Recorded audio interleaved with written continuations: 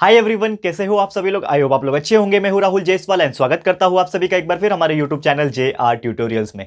Friends, आज again आपके सामने एक मोस्ट इंपॉर्टेंट मैथ्स का लेक्चर वीडियो लेकर आ गया हूं दोस्तों, जिसमें हम पढ़ने वाले हमारे 8th स्टैंडर्ड के लिए हमारा मैथ सब्जेक्ट का जो चैप्टर चल रहा था फ्रेंड, जिसका नाम है चैप्टर नंबर 14 कंपाउंड इंटरेस्ट। आज हम इस पर्टिकुलर लेक्चर का लेक्चर नंबर 2 आपके लिए लेकर आ गए हैं, जो कि अगेन एक बहुत ज्यादा इंपॉर्टेंट लेक्चर है।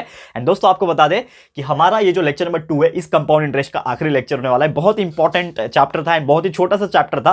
तो आज दोस्तों एक प्रैक्टिस सेट रिमेनिंग है इस चैप्टर का, जिसका नाम है प्रैक्टिस सेट नंबर 14.2। आज इसको हम लोग सॉल्व करेंगे। Total there are 10 questions, but आपको मैं यहाँ पे 4 to 5 क्वेश्चंस ही कराने वाला हूं। एंड उसके बाद जो है मैं स्टॉप करूंगा और उसी के साथ हमारा चैप्टर जो है कंप्लीट हो जाएगा। एंड मैं बता दूं दोस्तों आप लोग को एक और चीज कि हम लोग यहाँ पे 14 चैप्टर कंप्लीट कर चुके हैं। लाइन से हम लोग ने आया है, फर्स्ट चैप्टर से लेके 14 चैप्टर हम लोग का कंप्लीट हो जाएगा आज के दिन। यानी कि बस 2 चैप्टर सॉल्व बचेंगे एंड उसी के साथ हमारा मैथ्स का सिलेबस जो है 8 का वो कंप्लीट हो जाएगा। तो बस आपको ये करना है कि जो भी हमारे चैप्टर्स बने हुए हैं आपको देखना है, प्यार देना है, उसको बहुत ज्यादा अच्छे से स्टडी करना है और बहुत ही अच्छे मार्क्स जो है वो स्कोर करके दिखाने हैं दोस्तों। इतना बस मेरे लिए करके दिखा दो, आपके अच्छे मार्क्स आएंगे तो खुशी मुझे होगी दोस्तों। बस यही करके दिखाना, प्रैक्टिस ज्यादा से ज्यादा करना। जो भी मैं एग्जांपल छोड़ देता हूं जानबूझ के, ताकि आप लोगों को मैं होमवर्क देख सकूं, प्रैक्टिस दे सकूं, तो उसको जरूर से करना। उसके अलावा इंटरनेट पे आप देखोगे तो so many things, so many examples are available. आपको बस देखना है और उसको सॉल्व करना है। और जब सॉल्व कर लोगे ना, आंसर जब करेक्ट निकाल लोगे ना, तो जो खुशी मिलेगी ना वो कहीं और नहीं मिलेगी। ठीक है, तो ये चीज याद रखना। तो चलिए बिना टाइम वेस्ट किए शुरुआत करते हैं हमारे आज के इस लेक्चर वीडियो की,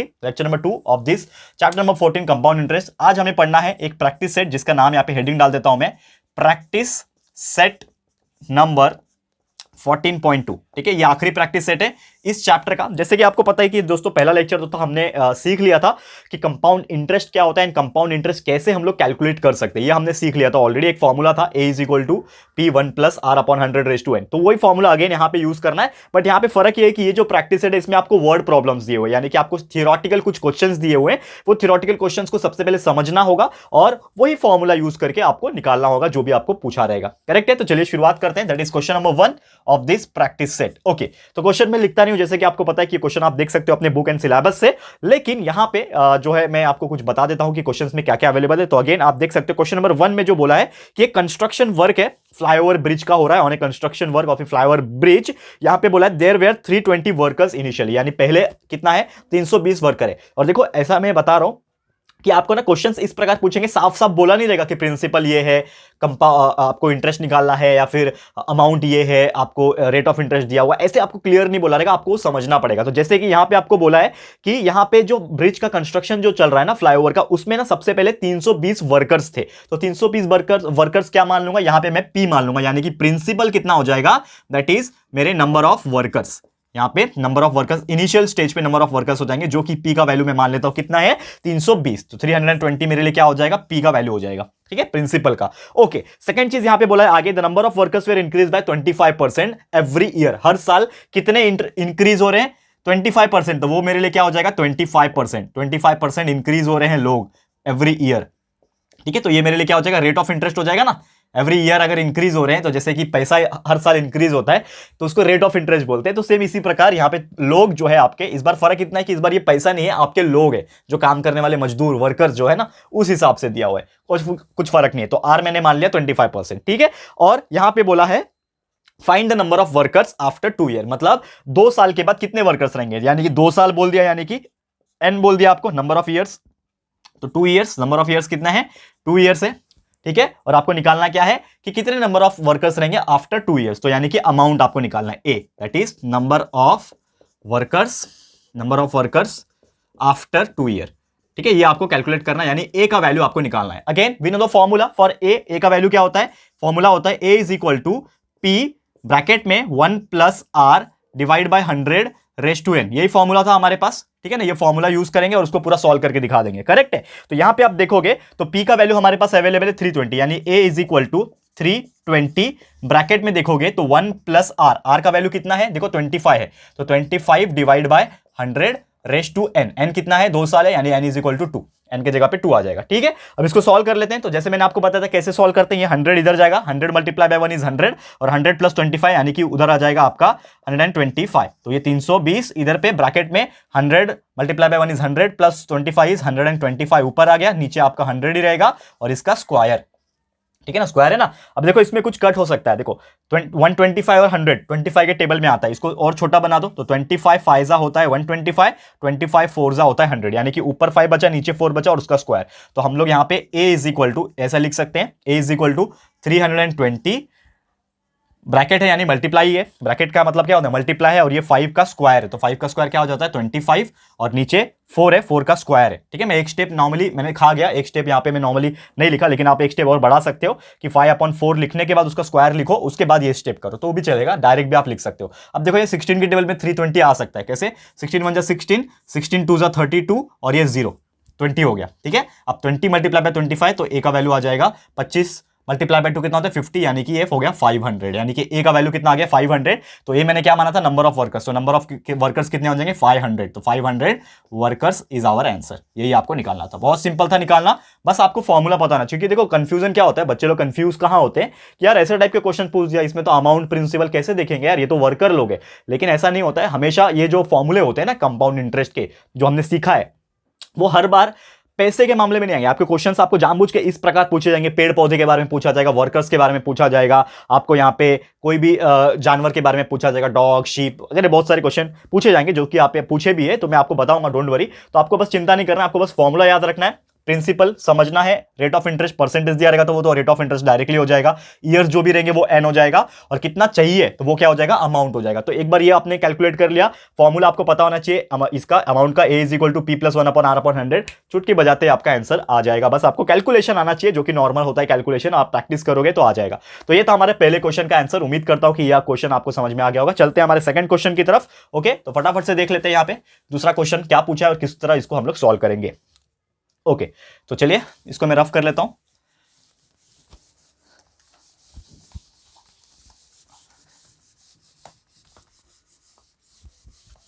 okay, let's take it second example. क्या पूछा है सेकेंड एग्जाम्पल में, उसको भी देख लेते हैं। ठीक है,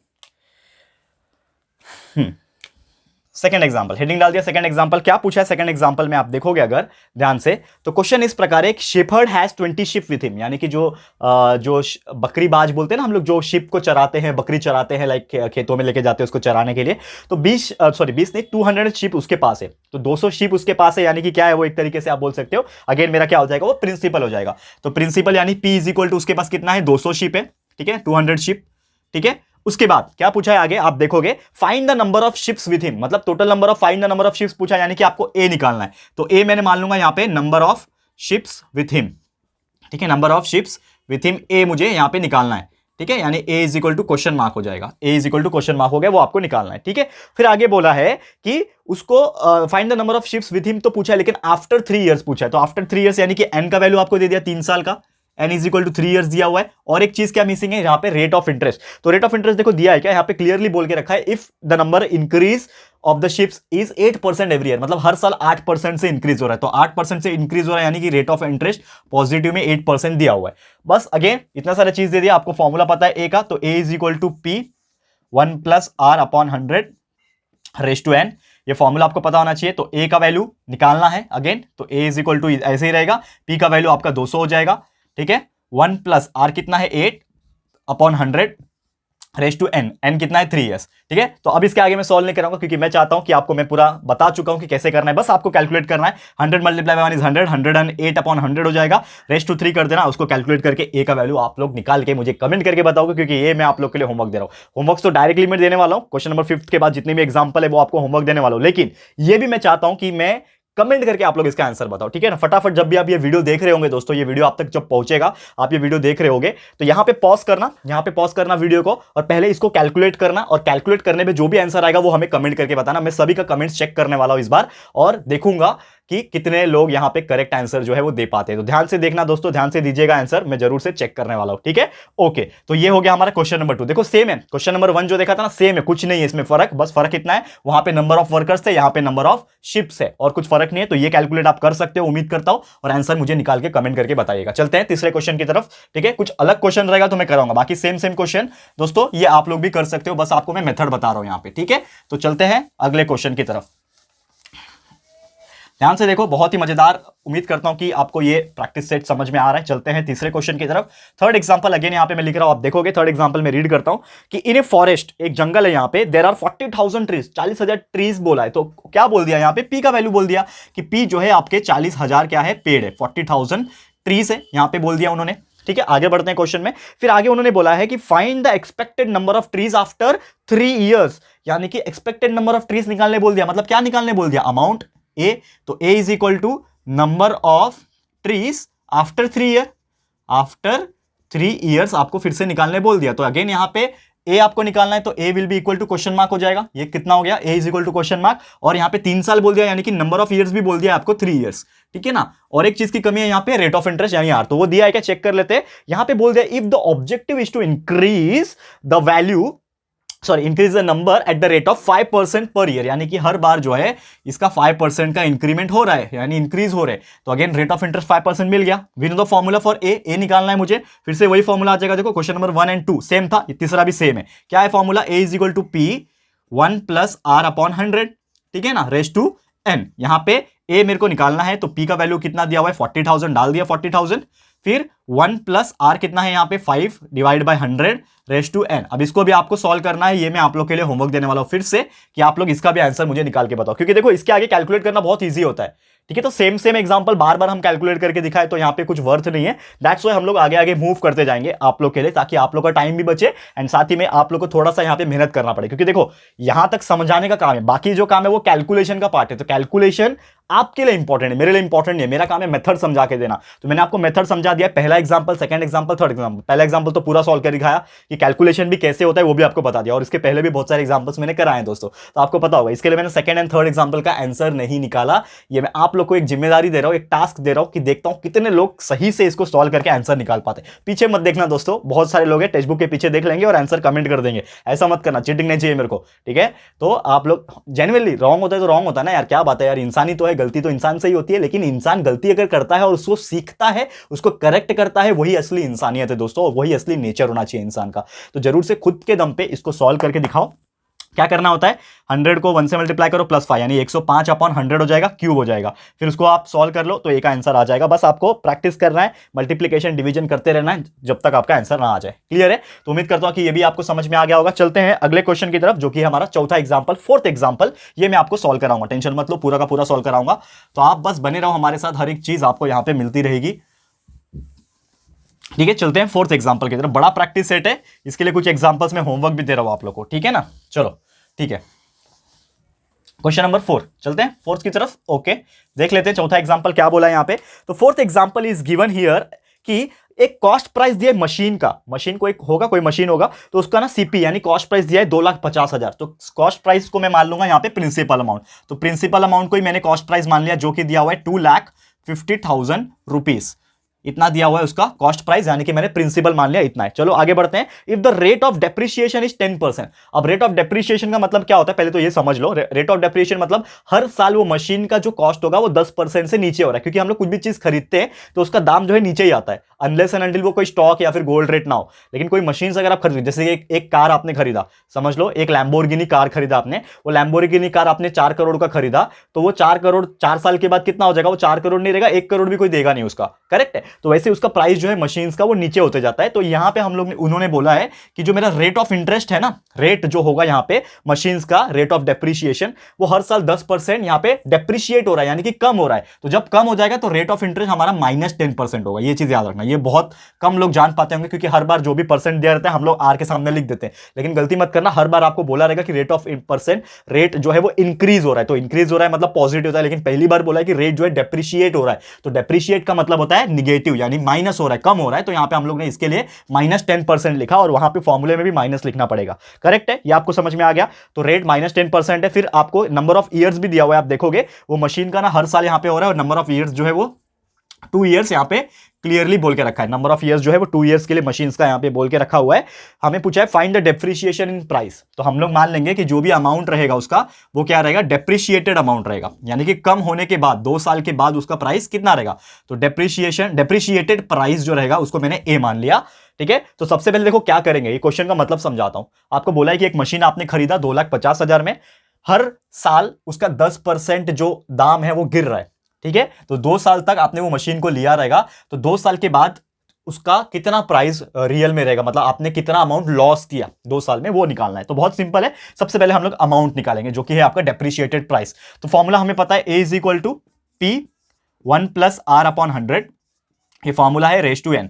फॉर्मूला करेक्ट है, डाल देते हैं वैल्यू। तो A will be equal to P कितना है हमारे पास, देखो P कितना दिया हुआ है 2,50,000 दिया हुआ है अगेन, ठीक है। तो 2,50,000 डाल दिया इसमें, 2,50,000 डाल दिया। फिर यहां पे आप देखोगे तो 1 प्लस आर अपॉन 100 दिया हुआ है, 1 प्लस आर अपॉन 100 यानी 1 प्लस आर कितना है देखोगे तो आर इस बार ना -10% है, ये गलती मत करना, -10 डालना है आपको, और ये डिवाइड बाय 100 है, और रेस टू n, n कितना है अगेन 2 साल है। अब इसको सॉल्व कैसे करेंगे, ये प्लस और माइनस मिलके क्या हो जाएंगे, माइनस हो जाएंगे। तो आपका ए का वैल्यू हो जाएगा 2,50,000, यहां पे तो रहेंगे, लेकिन ये हो जाएगा 1 माइनस 10 अपॉन 100, फर्क पता चल रहा है, फर्क प्लस और माइनस मिलके यहां पे इस बार माइनस बना दिया, और रेस टू 2। अब इसको सॉल्व कर लो, ये देखो ये 1 0 ये 1 0 कैंसिल हो गया ना, ऊपर नीचे 0 0 कैंसिल हो गया, करेक्ट है, कैंसिल हो गया। तो ऊपर कितना बचा 1 और नीचे बचा 10, तो 10 multiply by 1 is 10, 10 minus 1 is 9, तो 9 अपॉन 10 आएगा। तो ए इज इक्वल टू 2,50,000, ठीक है।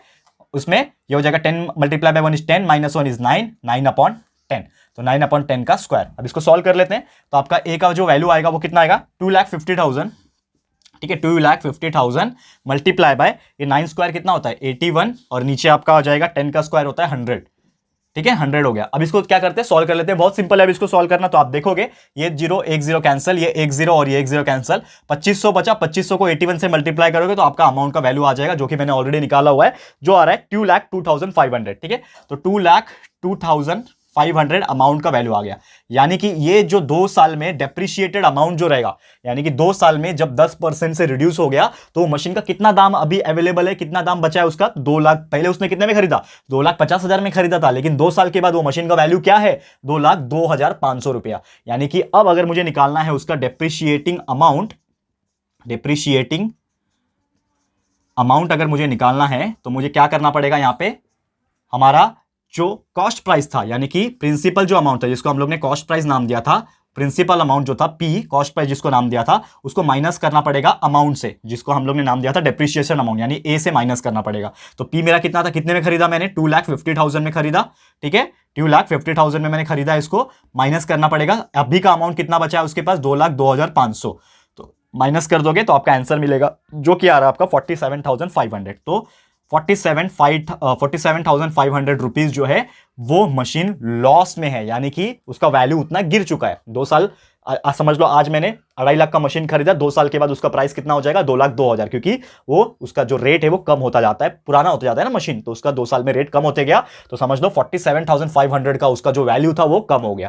क्लियर दोस्तों, तो यही था हमारे क्वेश्चन नंबर 4 का आंसर, एंड उम्मीद करता हूं कि ये क्वेश्चन आपको बहुत ही इजीली समझ में आ गया होगा। ठीक है दोस्तों, अब चलते हैं एक और क्वेश्चन करा देता हूं आज के लिए, 5th क्वेश्चन करा देता हूं, फिर हम लोग आज का लेक्चर स्टॉप करेंगे एंड उसी के साथ चैप्टर भी खत्म करेंगे। और रिमेनिंग एग्जांपल्स में सभी एग्जांपल सेम है, ऑलमोस्ट सेम है, कंपाउंड इंटरेस्ट ही आपको निकालना है तो आप निकाल लेना, ठीक है।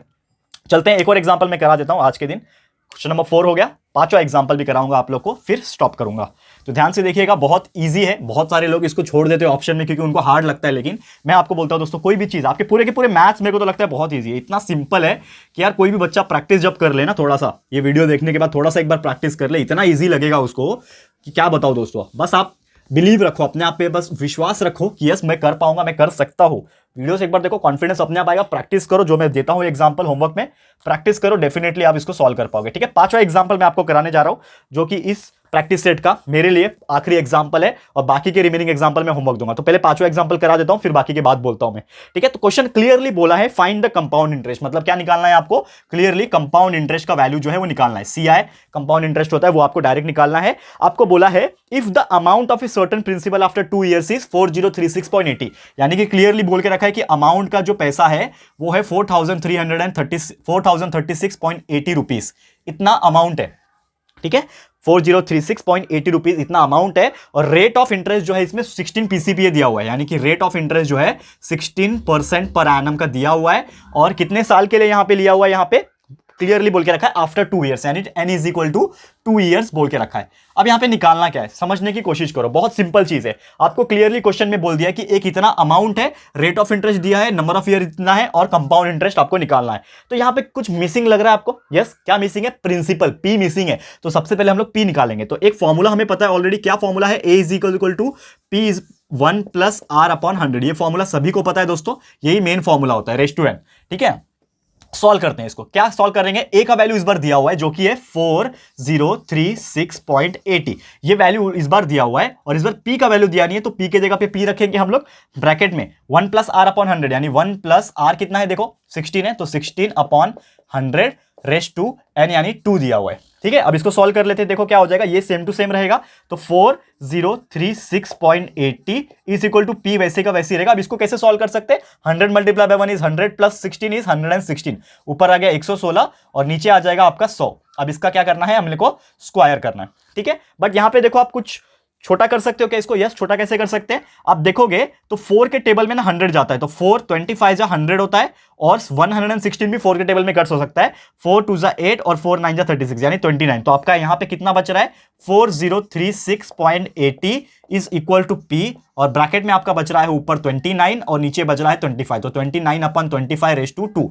यहां पे ऐसा बच रहा है। अब क्या कर सकते हैं हम लोग, ये पी का वैल्यू चाहिए ना मुझे, तो ये पूरा उठा के वहां पे डाल देता हूं। तो क्या हो जाएगा, पी इज इक्वल टू, देखो अगर ध्यान से, ये P जो है ये चाहिए खाली, तो ये जो वैल्यू है ना इसको मैं इसके पास भेज देता हूं, तो क्या हो जाएगा, उल्टा होकर स्क्वायर हो जाएगा। तो ये पहले लिख देते हैं, P इज इक्वल टू 4036.80 और ये 25 जो नीचे था ना वो इस बार इधर जाएगा तो ऊपर आ जाएगा, यानी कि मल्टीप्लाई बाय 25 का स्क्वायर हो जाएगा और नीचे पूरा आ जाएगा 29 का स्क्वायर।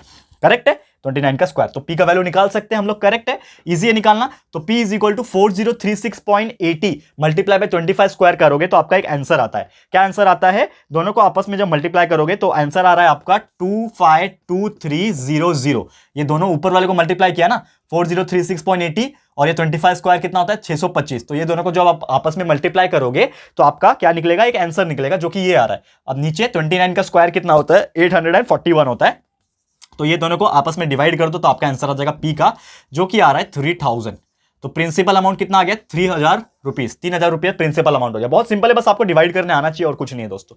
ठीक है, तो प्रिंसिपल अमाउंट 3000 रुपीज आ गया, लेकिन एग्जैक्टली आपको क्या निकालना है दोस्तों, आपको निकालना है पी नहीं निकालना, पी तो आपने निकाल लिया, क्यों, क्योंकि पी इसमें मिसिंग था। अब आपको निकालना है सीआई। मेन तो क्वेश्चन में ये पूछा ना, कंपाउंड इंटरेस्ट निकालो। तो एक फॉर्मूला हमने बचपन में पढ़ा है, बचपन में मतलब ये चैप्टर जब शुरुआत किया था हमने पढ़ा था कि कंपाउंड इंटरेस्ट जो होता है ना दोस्तों, वो होता है आपका अमाउंट माइनस प्रिंसिपल, ए माइनस पी होता है कंपाउंड इंटरेस्ट का फॉर्मूला। चाहे कोई भी कंपाउंड इंटरेस्ट हो, उसका फॉर्मूला यही होता है कि अमाउंट को प्रिंसिपल माइनस कर दो तो आपस में आंसर आ जाएगा। तो अमाउंट देखो हमारे पास कितना है, 4036.80, तो 4036.80 हमारा अमाउंट है। प्रिंसिपल इसको माइनस कर दूंगा तो प्रिंसिपल कितना है, 3000 है, तो 3000 को मैंने माइनस कर दिया तो आपका कंपाउंड इंटरेस्ट का आंसर आ जाएगा, जो कि आ जाएगा 4036 माइनस 3000 कितना हो जाएगा, 1036.80 आपका आंसर आ जाएगा रुपीज में। And this is your final answer जो हमें निकालना था कंपाउंड इंटरेस्ट का। क्लियर है दोस्तों, तो उम्मीद करता हूं कि आपको ये चीज समझ में आ रहेगा। बहुत सिंपल है, मतलब इससे सिंपल मैं सोचता हूं दोस्तों कि कुछ हो सकता है क्या। यहां पे क्लियर कट, हर बार तो क्वेश्चन नंबर 1 2 3 4 आपने देखा तो इसमें तो बहुत घुमा फिरा के पूछा था, ट्री का बताओ, वर्कर का बताओ, कंपाउंड कॉस्ट मशीन का बताओ, ऐसे टाइप के क्वेश्चंस पूछे थे। तो दोस्तों यहां पे कंफ्यूजन था, लेकिन यहां पे कुछ भी कंफ्यूजन नहीं है। यहां पे तो सीधा सीधा आपको पूछ लिया कि कंपाउंड इंटरेस्ट निकालो, ए बोला है, आर बोला है, एन बोला है, सीधा सीधा देके रखा है। तो ऐसे टाइप के एग्जांपल्स भी मोस्टली एग्जाम में पूछे जाते हैं। और इसके बाद आप देखोगे ना, ये हमारा 5वां एग्जांपल था, और उसके बाद जितने भी एग्जांपल देखोगे ना, 6वां 7वां 8वां 9वां 10वां, ये सभी एग्जांपल में डायरेक्टली पूछा हुआ है आपको, या तो कंपाउंड इंटरेस्ट, या तो प्रिंसिपल अमाउंट, या तो आपको डिफरेंस पूछा है। तो बहुत सिंपल है, कुछ भी हार्ड नहीं है। इसके लिए जो बचे हुए रिमेनिंग एग्जांपल है 6 से लेकर 10 तक, ये मैं आप लोग को होमवर्क दे रहा हूं, बहुत ज्यादा नहीं है, सिर्फ 4 to 5 एग्जांपल्स है। ये आप लोग सॉल्व अगर कर लेते हो खुद के दम पे, तो डेफिनेटली मैं बोल सकता हूं कि जो मेरा ये 5 एग्जांपल जो मैंने पढ़ाया दोस्तों, ये सफल हो जाएगा। और आप इतने अच्छे से प्रैक्टिस कर लेना कि डेफिनेटली इसमें से कोई भी एग्जांपल अगर एग्जाम में आ जाए तो आप चुटकी बजाते उसको सॉल्व कर पाओ। ठीक है दोस्तों, तो इसी के साथ हमारा ये जो प्रैक्टिस सेट है 14.2, ये मैं डिक्लेयर करता हूं कि खत्म हो गया मेरी तरफ से। बहुत रिमेनिंग एग्जांपल आप लोग को होमवर्क करना है। और इसी के साथ दोस्तों हमारा ये जो चैप्टर चल रहा था, जिसका नाम है चैप्टर नंबर 14 कंपाउंड इंटरेस्ट, इसको मैं यहां पे डिक्लेयर करता हूं कि ये हो गया फाइनली खत्म। तो दोस्तों जल्द मिलेंगे हमारे एक और नए लेक्चर वीडियो में मैथ्स का, जिसमें हम लोग आपके लिए ऐसे ही एक और नया चैप्टर, जो इसके आगे का चैप्टर होगा चैप्टर नंबर 15, उसको हम लोग शुरुआत करेंगे और आप लोग के लिए ऐसे ही पढ़ाते रहेंगे। ठीक है दोस्तों, तो ये वीडियो एंड ये चैप्टर यही समाप्त होता है। तो आपको कैसा लगा है दोस्तों, प्लीज हमें कमेंट करके बताइएगा, अपनी राय और सजेशन कंट्रीब्यूशन जरूर से दीजिएगा। और अगर आपको ये वीडियो पसंद आया है, यूजफुल लगा है फ्रेंड्स, तो प्लीज वीडियो को लाइक कीजिएगा, शेयर कीजिएगा अपने सारे फ्रेंड्स लोगों को, फटाफट से शेयर कर देना। एंड अगर आपने अभी तक इस चैनल को सब्सक्राइब नहीं किया है तो फटाफट से हमारे इस चैनल को भी सब्सक्राइब कर देना, साथ में बेल आइकन को हिट कर देना, ताकि जब भी हम लोग वीडियो लेकर आएंगे आप लोग को नोटिफिकेशन मिलती रहेगी। ठीक है फ्रेंड्स, तो मिलते हैं हमारे अगले वीडियो में। ये वीडियो देखने के लिए thank you and good bye.